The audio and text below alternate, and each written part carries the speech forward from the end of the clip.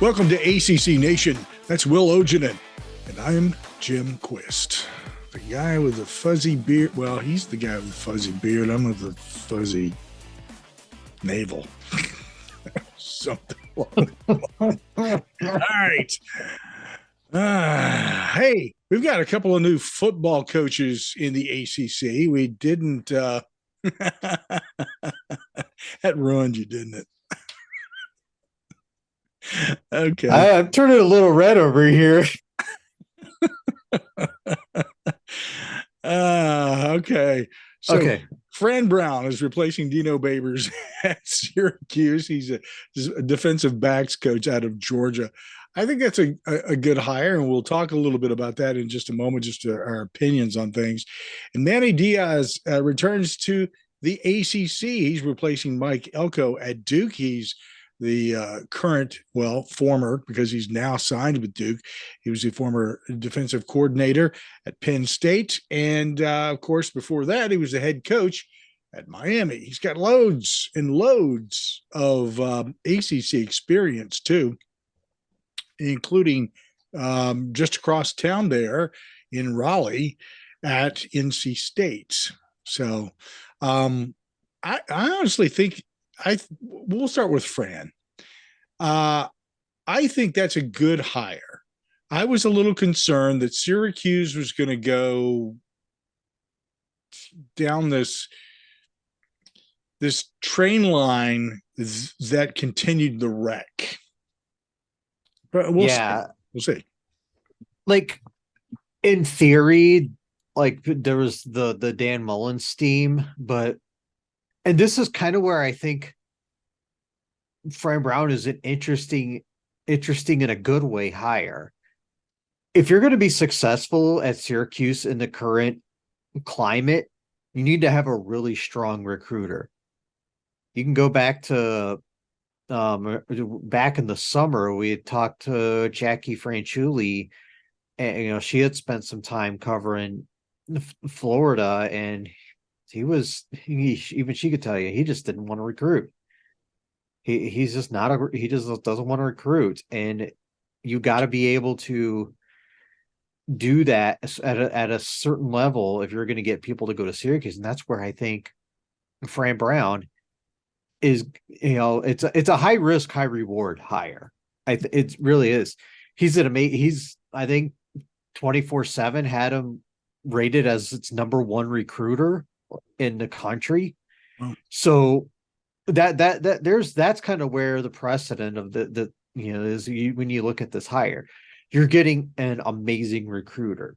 Now, recruiting to Georgia is a little bit different than recruiting to Syracuse. So you got to lower your expectations just a little bit. Just a belly hair. And the Linton side. But you gotta. It's already worked out a little bit. I mean, he's picked up a couple commits. He got a guy or two out of the portal. He's already starting to pay dividends. I think he's actually starting to build a decent staff. I mean, it's a long way. It's a ways away from being done, but I think there's some interesting pieces. Like I said, to quote CBS Sports Tom Fernelli, I have no idea if it'll work out. Yeah, pretty much. If he comes out of the gate strong, that bodes very, very well for the future of Syracuse football. I have a feeling that he is going to be able to pull off some surprises and some what we would consider minor miracles with Syracuse football. And I'm looking forward to it. I'm excited for Orange and Orange fans. So go Qs. Next up, all day I have been struggling with this. I keep wanting to write and to say Manny Navarro, and in fact, I even have Manny's his face in my head, so I know I'm not saying the right person. But I was so worried that when I came on the show that I was going to say And Duke has added Manny Navarro as their new head coach. But no. Um, and thank you, Manny, for being so kind as to allow me to disparage you in some minor way here. Manny Navarro of The Athletic, great guy. Love him. Always comes on the show, Yep. talks about Miami. But Manny Diaz is the guy replacing Mike Elko. Mike Elko moving on to Texas A&M. I felt from the get-go here was another scenario where if the school did not do the right thing, that it was sending a horrible message about the future of their football program and in general ACC football. This, I think, is a solid hire. I think that Manny Diaz did not get a fair shake at Miami as a head coach.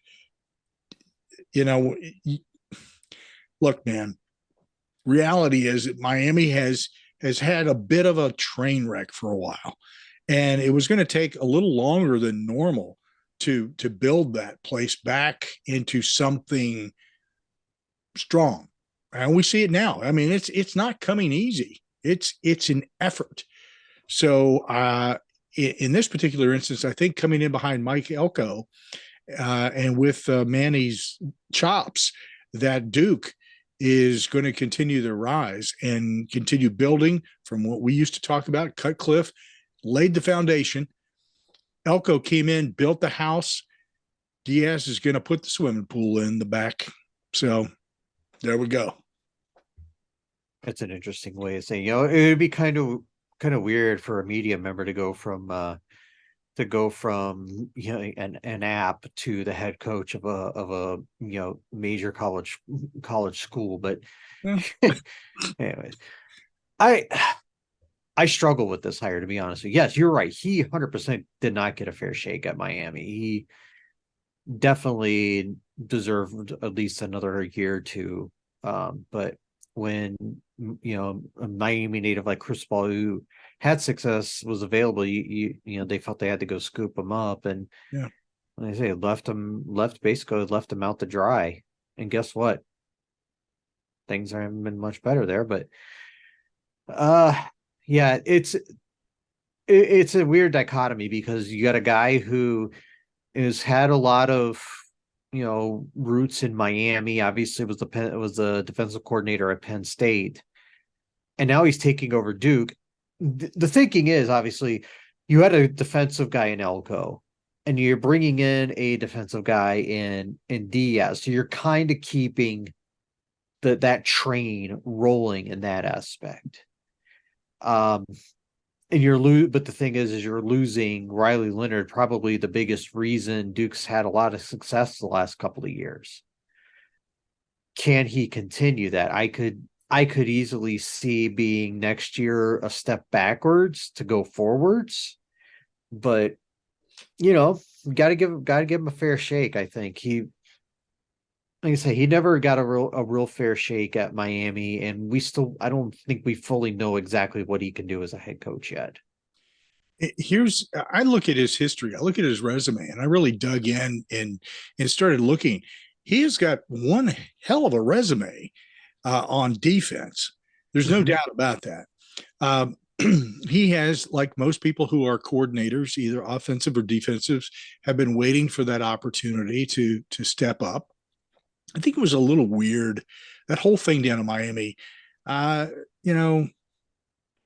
place, wrong time, all that kind of crap. It just is what it is.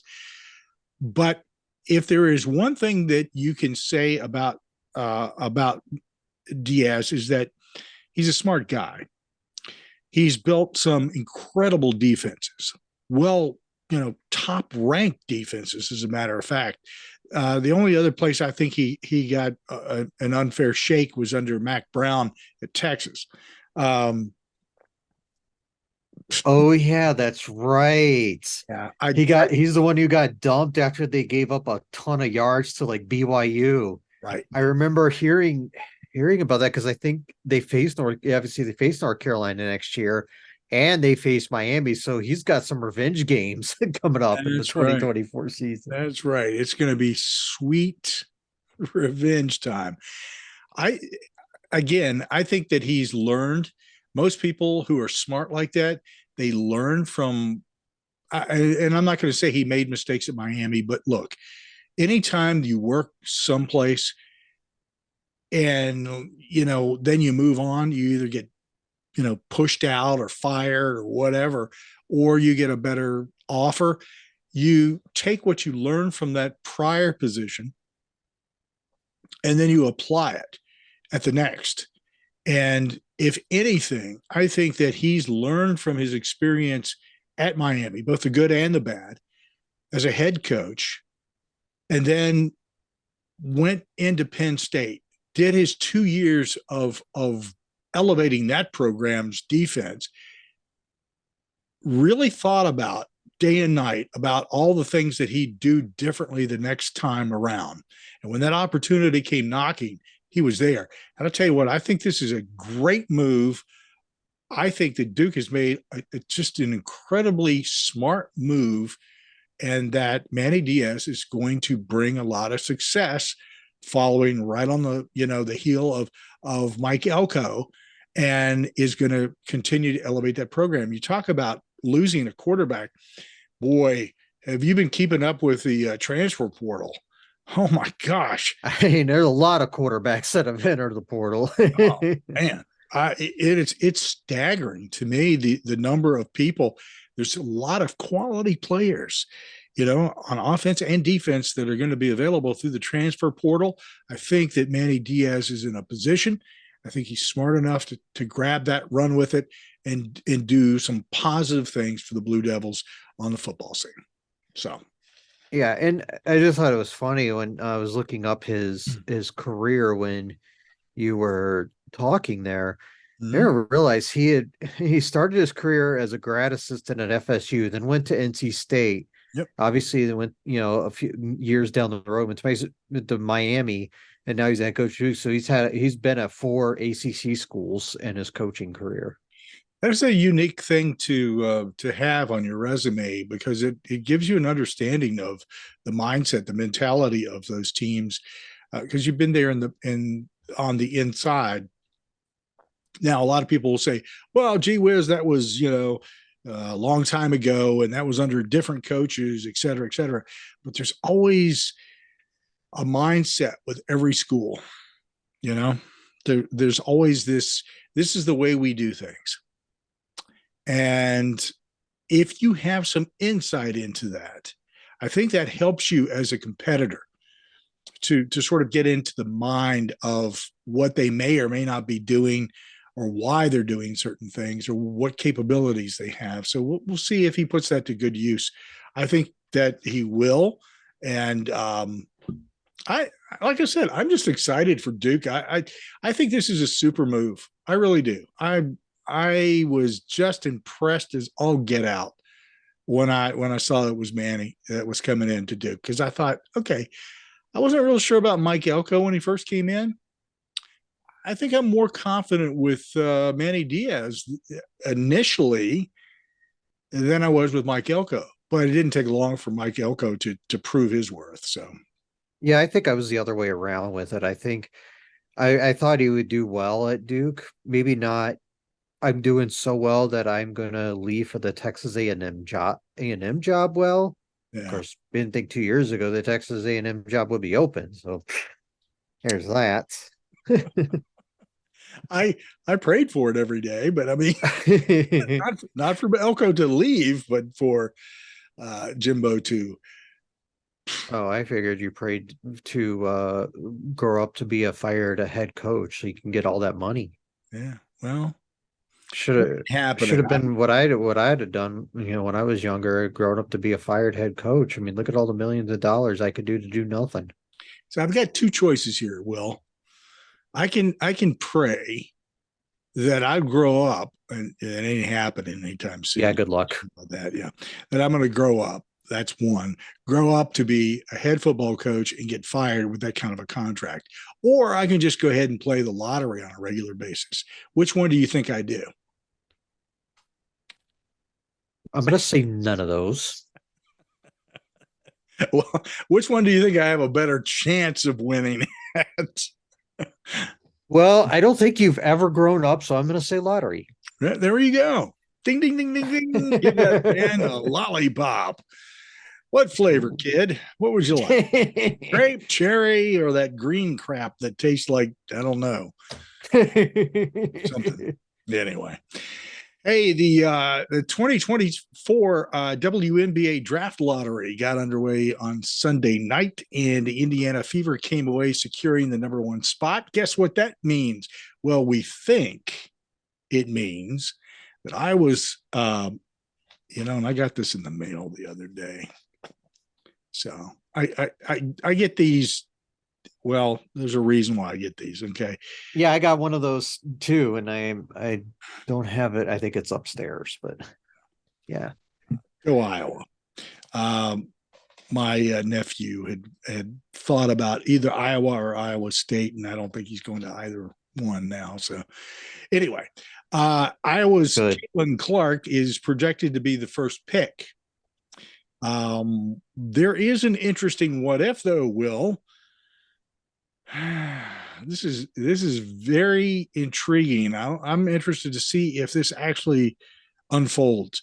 Due to COVID year, there's extra eligibility, and in one case, injury is going to apply to a player. So it's possible that the following players will not be in the draft, that they may go ahead and play another year at the college level.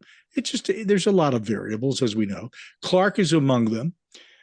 Cameron Brink, Camilla Cardoza, Leah Edwards, and let's see, Angel Reese, and Paige Beckers is the one with the injury issue that she's got an extra year.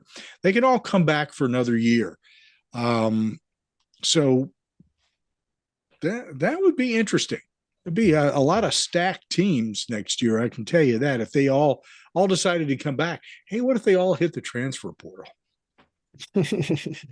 Wouldn't that be disruptive? Yeah, that would be that would be something. I don't know if Caitlin Clark would use that year. I don't know unless she got a really sweet NIL deal, which I guess when you're the best women's basketball player potentially on the planet, you could probably get some bank and stay in school one more year. But mm-hmm. I honestly don't know what the salaries are like in the WNBA, so I'm not going to sit here and say, but not good. And that's where I think the extra eligibility, year could come in, because you could probably make more off that NIL year than in the WNBA. I know a lot of players would go over season, off season and go play in another country, but I don't know how many of them still do that, especially after what happened with Brittany Griner. But there's a lot, there, especially with these top players, like you mentioned, Caitlin Clark, a Paige Beckers, Camilla Cardozo, or on and on. Even could even mention Georgia Amore from Virginia Tech. She has a year left. Maybe if the NIL deal is sweet enough that they could use that extra year. I mean, if the money is equal, hey, it's a thought. It's a thought. And that's part of the reason why I say, hey, they could hit the transfer portal, because I don't know what the NIL money is like in Iowa, but I would guarantee it's better someplace else. So they got all the Iowa corn money.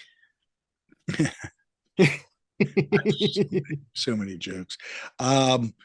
Yeah, I'm going to get spanked for saying that the salaries are not all that great in the WNBA.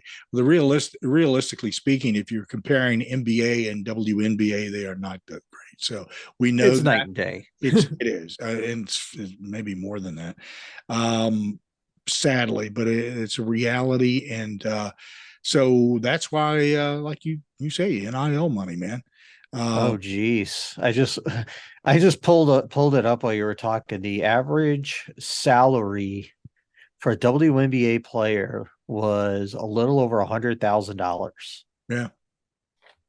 I you You can can Caitlin Clark could easily surpass that. If all is there. yeah. Yeah.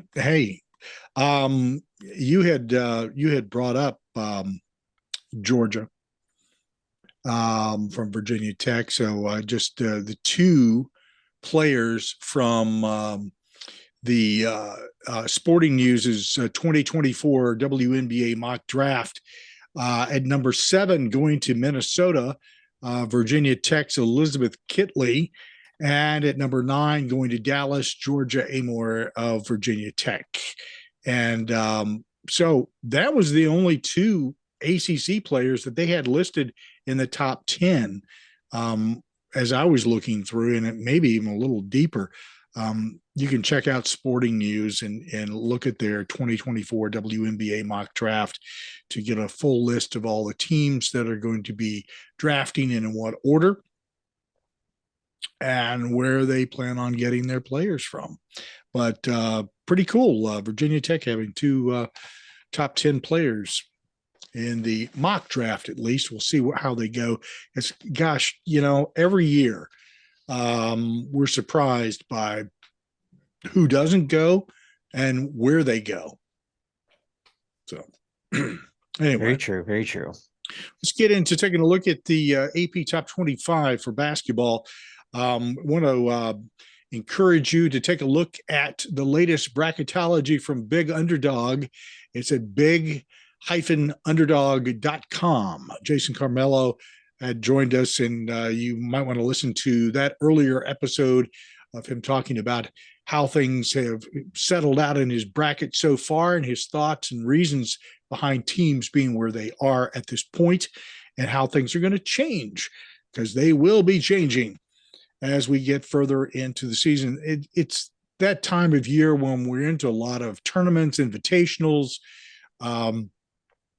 Rarely do people play in conference, but it does happen. And sometimes we get some upsets, which we have seen in the ACC. The AP Top 25, the men, the top 5 teams are Arizona, Kansas, Purdue, Houston, and UConn. And we'll go ahead and stop right there and take a look at each one of these teams and your thoughts on each one, Arizona being the top team. Well, right now they are probably playing like the best team in the country. When you look at what they've accomplished so far, you remember back to open the season, they won at Cameron Indoor, which is still a hard thing to do. They beat Michigan State, which looks really down this year. I think Michigan State's under 500. Big win over Wisconsin on Saturday night, beat them by 25 points. And you look at the thing with them is they are really good on both ends of the court, offensively and defensively. KenPom has them ranked number 5 offensively, number 2 defensively, while having the 4th fastest tempo. So when you look at what they can do, this is just a really fun team. And I think their next couple of games, they have like 3 games in a row here coming up. Next on Saturday, they take on Purdue, and then Wednesday the 20th, Alabama, and then Saturday the 23rd, Florida Atlantic. Those 3 games in a row should be just fantastic. And yeah, give credit to Tommy Lloyd for really scheduling up like this. And when you have a guy like Caleb Love who's actually balling out having a big season, I think as long as he can continue, I think this they'll be good, even if this team is pretty loaded. Up next is Kansas. No surprise with Kansas being there. They just have a really solid team again this year. But if I were putting them up against Arizona, I'd keep Arizona right where they are. Oh yeah. There are some things about Kansas that concern me a little bit. They're not, they have a couple warts with them. I mean, I'm not a big Hunter Dickinson fan personally, but I think their one loss is a neutral court loss to Marquette that was out at Maui, if I'm not mistaken. But yeah, Otherwise, they beat Kentucky on the in the Champions Classic. It was a real good game that Kentucky was ahead for a lot of it. They just beat UConn about a week and a half ago at home, a competitive game. Um, they play Saturday against Indiana, who's not very good. They should win that game. Really not going to get challenged a whole lot until they get into Big 12 play. But they have you never they have one of the best coaches in college basketball and Bill Self, so they're always going to be good. Number three, Purdue, and Jason spoke about Purdue and their potential, and he likes their coach. Yeah, Matt Painter he's probably in that discussion for best coaches in college basketball, even with the lack of March success. Um, he has the player of the year in Zach Edey. At least he was the national player of the year last year, and he's playing like he could be again. Just coming off a big win over Alabama, beat them by 6 on a neutral court. They're sitting at 9-1, with that one loss being the overtime loss to Northwestern, which, as we established in talking to Jason last week, not a bad loss. Northwestern looks like a tournament team again this year.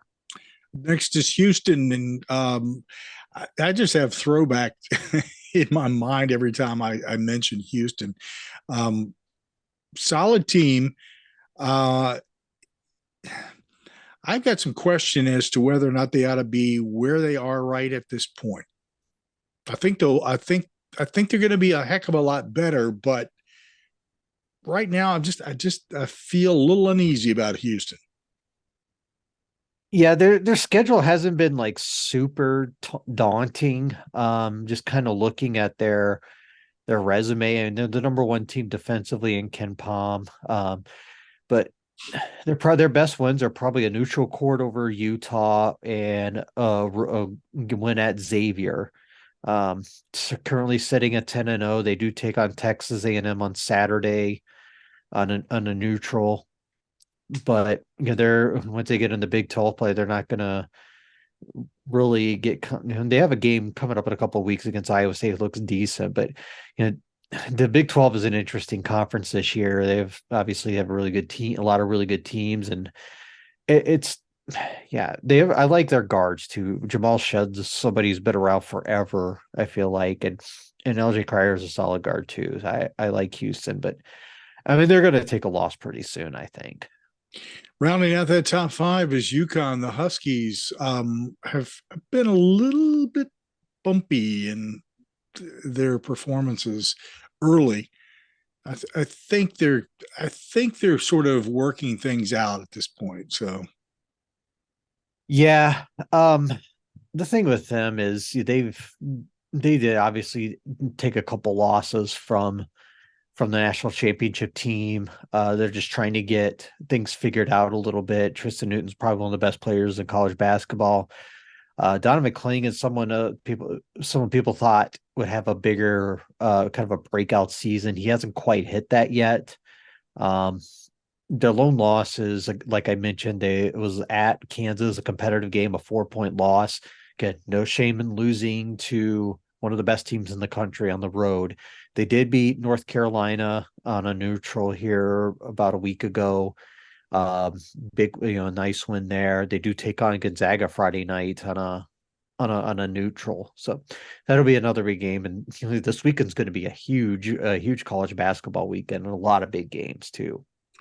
So let's some quick thoughts on our ACC top 25 teams. There's a couple of teams that are moving up and down, and some have taken a hit here recently. But just some quick thoughts here. Number 9, North Carolina. And they're coming off that loss to UConn, but again, that was again no shame in losing to them. Their other losses to Villanova on a neutral, so no true road losses. Well, they haven't played a true road game yet. They won't until they take on Pitt January 2nd. Um, Best win is Tennessee in the ACC SEC Challenge, where they put up 100 on a really good defense. Um, but yeah, I feel like they haven't been like really tested yet. The RJ Davis, he's playing really well. Armando Baycott's been playing pretty well. Harrison Ingram's done well. I'm curious to see. I think the key going forward with the Tar Heels is the maturation of Elliot Cadeau, their freshman point guard. He has played well, but he's going to be facing some tougher point guards here in the coming games, and I'm very curious to see how he responds to that. Surging up to number 13. Clemson had a nice win over TCU recently, 74-66. Feels a bit high to me personally, but what sets Clemson apart from previous is from last year, especially, is they're actually playing people. That road win at Alabama in the SEC Challenge. They beat South Carolina at home, beat TCU on a neutral. They play Saturday against Memphis. That's going to be a big game. Memphis taking on getting some ACC teams in the coming weeks. I mentioned Clemson. They take on Virginia shortly thereafter. PJ, it's the inside outside dynamic with him. PJ Hall inside, and he can shoot the three too. But Joe Girard's been a big addition to this team. He's shooting about 44% from three. He's making a big difference for this team, and it's why they're that high in the rankings to the people. Duke's trying to find themselves. They're at number 21. They just continue to kind of slide downhill. They did move up one notch, I will say, in the top 25 this week, but they're going to have to do better if they want to stay in that top 25. That's the only thing that is going to keep them there. Their performances so far have been sketchy. Yeah, I think that's a good way to put it. You're just going back there. I mean, Charlotte, they beat them by 24, but obviously they lost to Arkansas and Georgia Tech, and they trailed at halftime to Southern Indiana before that. So the team has had some they just haven't gelled. That's really what it is. And even when I said their front court isn't great, but their talent advantage is such where it's not going to be a huge issue in most games. Maybe not Tuesday when they take on Hofstra, but maybe a week from Wednesday when they take on Baylor. That might be an issue right there, but we'll see. I still think they're a good team, but there's still a long ways for them in the season, and I think we'll see if John Shire can get it figured out. I think there's a big difference between Shire and Kay and this is a perception thing from my standpoint. Kay was the type of coach that basically put his foot down and said, "This is what it's going to be, like it or not," and that's what happened. Shire, I don't think he's gotten to that point where he's that assertive with things. I think that he's feeling his way into getting a good grip on how that job operates and how to get the most out of his players. It's one thing to have great recruiting and a lot of five stars on your team, but putting a hammer down on them when they step out of line or getting them to see. And we talked about this last time about understanding your role, that you can't all be stars out on the court, okay, at the same time. It doesn't work that way. You can work together to elevate each other. I think that's part of it right now. And that's the challenge when you this is one of the reasons I don't like one and done teams. I think unless you have got a good grip on those kids, it's going to get out of hand. So, all right. At number 22, it's Virginia. I knew they'd be sneaking back in here sooner or later. Yeah. Back in the rankings this week, they played last Tuesday, beat North Carolina Central by 30, and it wasn't even that close. Had they actually tried, they could have easily hung 90 on them. This is a team that outside of that tournament in Fort Myers has been pretty good. They had that neutral win over Florida. early in the season. They have a win over Texas A&M. Yeah, I think I'm willing to bet that game against Wisconsin and even the subsequent game against West Virginia, where they only won by 2, are going to be outliers in this season. I feel like this team is way better than that. It's just I think that was just a bad venue, really. But I think what stands apart to me is just how unconscious Isaac McNeely has been lately. I think he hit like 3 threes right away to start the game against NC Central, and they they never really Central never really had a shot after that. I know Virginia had the depths of the bench playing towards the end of the first half in that game, so that tells you just where they were.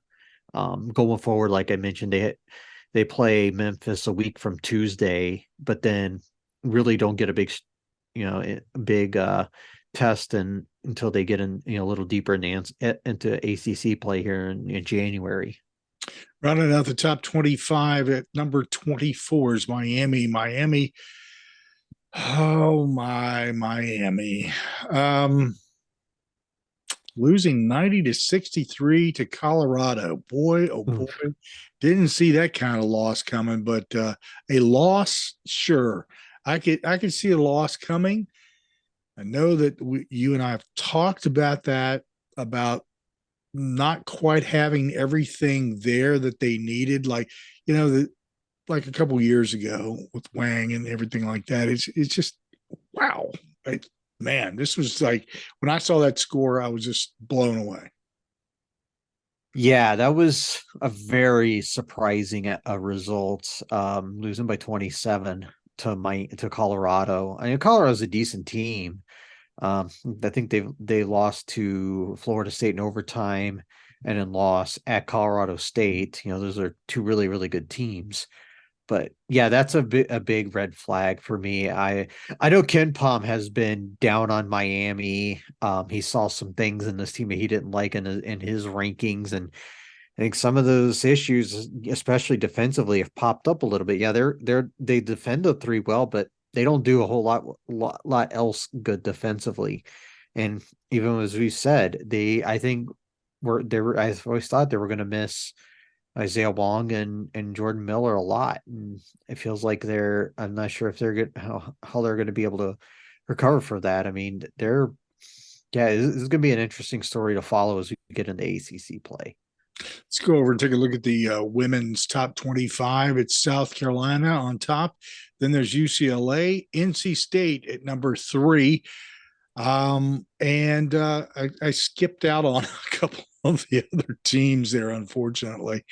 If you can pull up that top 25, I got ahead of myself because I started thinking about the rest of once I got NC State there, Mhm. um, I skipped 4 or 5 on Oop. the top.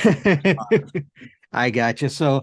Um, so South Carolina, like I said, number one, number 30, all 36 first place votes, to the surprise of absolutely nobody. UCLA at 2, NC State up to 3, Iowa checks that at number 4, followed by Texas at number 5. As you mentioned, they're NC State up to number 3. I think that's a really cool story right there. They're 10-0, have beaten, having a couple nice wins. Obviously beat Colorado by 18, who they beat LSU early in the season. And State also has a win over UConn in its holster. So they have been amazing so far to this point. Had a nice win over Liberty, 80-67. That didn't hurt one bit. Notre Dame comes in at number 14. And they had a pretty big win over Lafayette. It's not surprising, 96-42. The ACC women's teams have slid just a little bit, and so there's some adjustment here. I think they'll start moving their way back up the ladder as the season goes on. Virginia Tech is an example of that. They started out very high. They're at number 16. They defeated Radford just down the road from them, 85-40. Not too surprising. Number 18 is Louisville. They took it to Kentucky and won that 73-61. Number 22, Florida State fell to UCLA 95-78. Um, decent. I won't say decent loss. That's probably inappropriate, but that losing to UCLA. Period. Yeah, No. it's not a bad loss. Right. Oh, It's thank you. you're losing to one of the best teams in the country. It happens. You saved my soul. Number 24, Miami, with a win over DePaul, No, 75-70. I Yeah. am not. Let me just say for the record, you said I saved your soul. I am not Jewel. Oh, I sound nothing like her. and I will say that you don't look like her either. Well, so Good. number 25, UNC. I watched this game. They lost to UConn 76-64. I thought North Carolina was doing pretty well there in that game. They were definitely giving UConn a run for the money. So that was a fun game to watch. And I kept thinking to myself, you got to do better with your rebounding if you want to win this game. And it just wasn't there. Just wasn't there. UConn is a beast. So come into a battle, you better have more than one sword ready to conquer the beast. So there we go. Any of the thoughts on the ACC women's teams? Yeah, it's interesting to see Carolina still ranked despite being 6-4. I know some of their losses have been excusable. K-State and in South Carolina, competitive loss to them, but the Florida losing by 1 to Florida Gulf Coast, even with that, and then the loss, and then I'm just kind of wondering why they're still ranked. That doesn't make a whole lot of sense, but obviously the voters think there's more meat on the bone, I guess you could say, for lack of a better term. Which I understand maybe there's some ACC bias there, but No. I'm just trying. Mm-hmm. But seeing so many teams still ranked, and we've said this going into the season, the ACC was going to be a bit of a gauntlet this year, and even with some losses, it still looks to be the same way. And there are teams that aren't ranked that have done really well so far this season, and it's not just we're looking at some teams that have exceeded expectations, just pulling out some other teams that are ranked. Syracuse sitting at 8-1, and Virginia 7-2. That they're having a real nice season, and Clemson's technically first in the ACC, but they're 6-4 because they've played one game and beat Duke. So yeah, like I said, this is going to be a real interesting year for ACC women's basketball. It's going to be you're going to have to earn your wins in this league this year. Indeed. Lots of sports to talk about there, and we appreciate you joining us to do that, keep you updated on what's going on. And again, I want to encourage you to check out the latest bracketology from bigunderdog.com. That's big-underdog.com. Jason Carmelo, and we've talked a little bit about Jason coming back on a fairly frequent basis to talk a little bit about how teams are how he's looking at teams and where he thinks they ought to be seated in bracketology for men's basketball. So we'll have him back and we'll talk a little bit more about that, among other things. So make sure that you follow us on some of the following platforms. You can always subscribe to a multitude of platforms if you want to listen to us on a podcast.